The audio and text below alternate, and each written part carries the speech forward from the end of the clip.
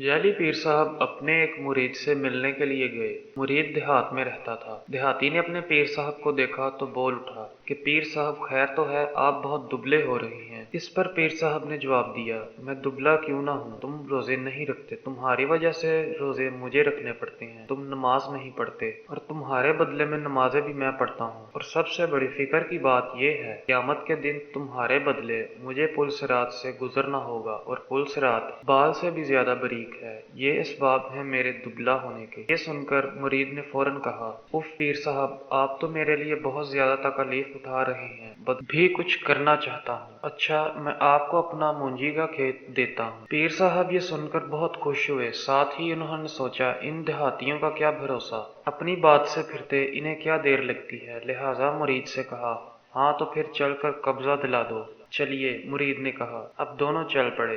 पीर साहब आगे आगे थे और मुरीद पीछे पीछे। आगे चलकर खेतों के दरमियान से गुजरना पड़ा। किनारे पर चल रहे थे कि पीर साहब का पैर फिसला और वो खेत में जा गिरे। ज्यों ही वो गिरे, देहाती ने ऊपर से इनकी कमर पर एक लात रसीद की और बोला, पीर साहब, आप तो कह रहे थे कि आप मेरे बदले पुल सरात पर से गुजरेंगे, जो बाल से भी बारीक और तलवार से भी तेज है, और आप तो दो बलश्त बहुत चौड़ी पगडंडी पर नहीं चल सकते। मैं समझ गया, तू झूठा पीर है। चल भाग, मैं तुझे कोई खेत वेत नहीं दूंगा।